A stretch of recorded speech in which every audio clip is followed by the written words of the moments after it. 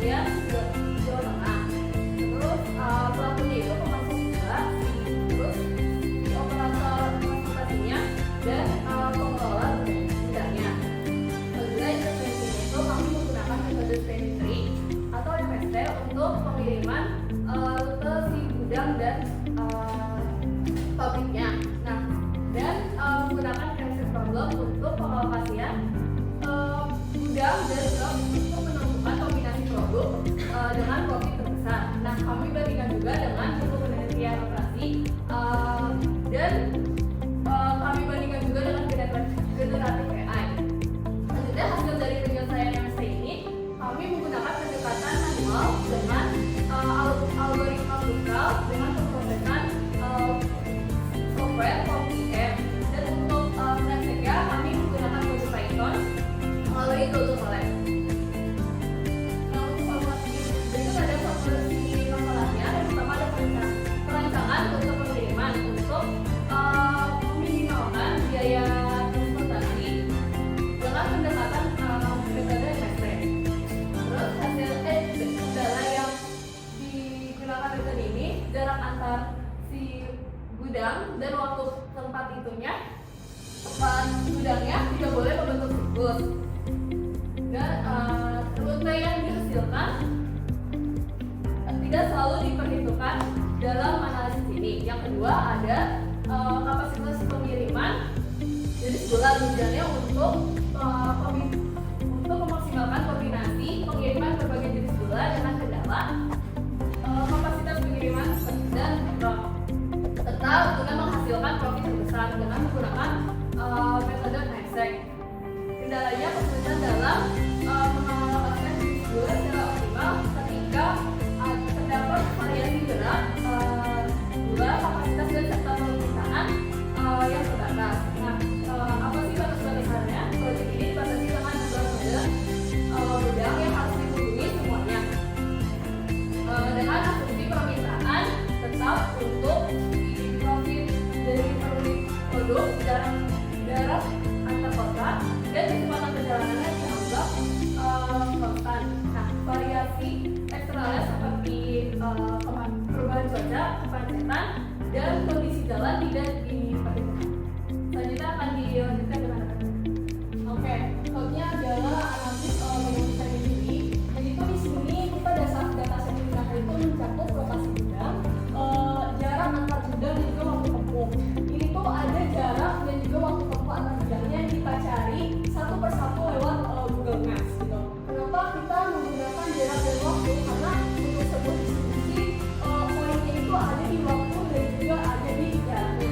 Setelah itu kita ada peta persebaran gudang yang ada di Jawa Tengah. Ada 16 gudang yang kita olah menggunakan Power BI. Kita lihat perbedaan warnanya juga menunjukkan perbedaan antar kotanya. Kita juga membuat simbol-simbol yang menghubungkan tiap gudangnya. Jadi kayak gudang ini bisa lewat ke sini, bisa lewat ke sini kayak gitu. Terus juga untuk biaya distribusinya itu kita menggunakan truk kontainer dengan kapasitas 30 ton. Juga biaya distribusi yang diperhitungkan ada biaya bahan bakar yaitu biosolar dengan 6.800 per liter, dengan 1 liternya itu bisa mencakup 10 km dan berarti 680 rupiah per kilometernya. Terus ada biaya tol. Biaya tol ini kan berbeda dari setiap jenisnya. Nah, ini juga ada formulasi dari minimum spending tadi juga. Ada fungsi tujuan itu meminimalkan jarak dan waktu dengan memilih substrat ataupun sisi yang lebih pendek. Nah, kendalanya ini ada satu, yaitu ada pohon yang merekam ataupun saling berhubungan. Yang kedua itu ada kondisi antar suku dan tidak boleh adanya siklus di sebelumnya.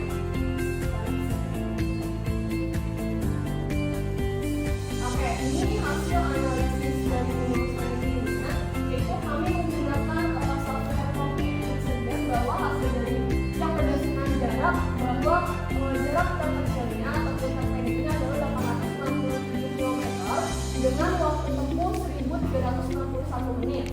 Nah, ini adalah hasil dari rutenya yang telah dilewati. Jadi rute ini adalah rute terpendek dari stasiun berdasarkan jarak. Dan dengan biaya distribusi biaya bahan bakar sebesar Rp589.560 dan juga biaya tol sebesar Rp270.500. Dan biaya distribusi totalnya yang berdasarkan jarak adalah Rp860.060. Nah, sekarang untuk yang berdasarkan waktu ini ada yaitu 1.280 menit dengan jaraknya yang lebih panjang yaitu 890 km. Biaya bahan bakarnya lebih banyak karena kilometernya itu lebih banyak kan yang digunakan. Jadi Rp610.640 dan biaya lainnya lebih mahal Rp490. Hasil biaya distribusinya adalah Rp1.019.640. Jadi untuk memperoleh rute pengiriman termanage dan efisien ini dalam pengolahan data kita menggunakan VPN dan juga dengan metode Kruskal secara manual. Hasilnya itu menghasilkan hasil yang sama yaitu jarak sebesar 867 km. Berdasarkan analisis ini disimpulkan bahwa rute pengiriman gula yang optimal untuk mengembangkan biaya transportasi agar berfokus pada jarak bukan waktu, karena waktu ini kan sebenarnya tidak selalu konstan gitu, jadi tidak bisa pasti di jam segitu dan seluruh waktu pengiriman itu waktunya segitu, karena bisa aja ada kemacetan yang mahal. Terus juga dapat disimpulkan bahwa rute paling efisien itu dengan jarak 860 km dengan waktu tempuh sekitar 1.361 menit dengan biaya distribusi sebesar 860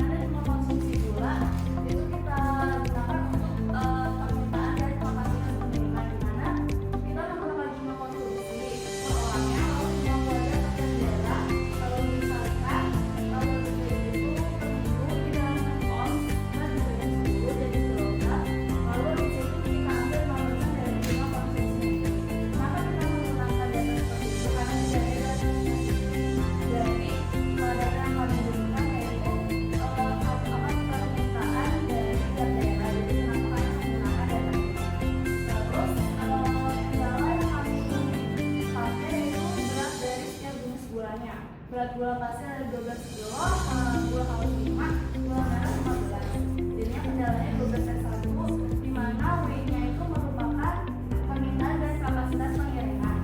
Untuk fungsi tujuannya sendiri ini dipakai dari harga massa per jam berat dikali dengan beratnya itu dan dapat seperti ini.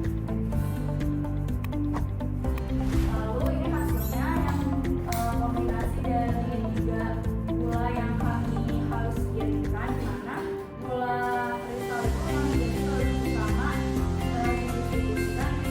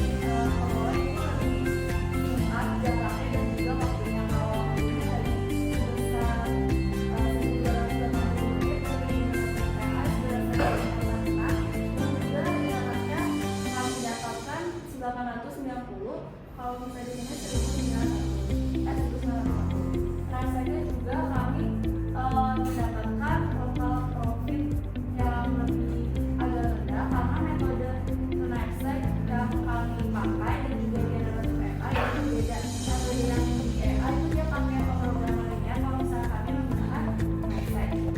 Dan hal tersebut berbeda dikarenakan di generatif AI itu harus ada asumsi teoritisnya, sedangkan kalau misalnya saya menggunakan Python dan Access yang pembinaan kemarin itu mengadakan algoritma deterministiknya berbasis data data dan menghasilkan hasil statistika dan angka. Oke, yang kedua ini pendekatan yang berdasarkan konsep MSBD ini menawarkan solusi efektif untuk meningkatkan efisiensi distribusi, menekan daya, dan juga menggunakan profit dalam bisnis. Setelah itu, dalam mengembangkan langkah-langkah ini, secara sistematis, perusahaan dapat mengidentifikasi dan mengeliminasi aktivitas distribusi yang tidak efisien, juga memperkuat rantai pasok dan menciptakan proses distribusi yang lebih terstruktur. Hal ini tidak hanya meningkatkan probabilitas secara signifikan, tapi juga dapat mendukung pengambilan keputusan strategis untuk perusahaan dan memastikan setiap elemen dalam sistem distribusi berkontribusi optimal terhadap pencapaian tujuan bisnis jangka panjang. Sekian presentasi dari teman-teman.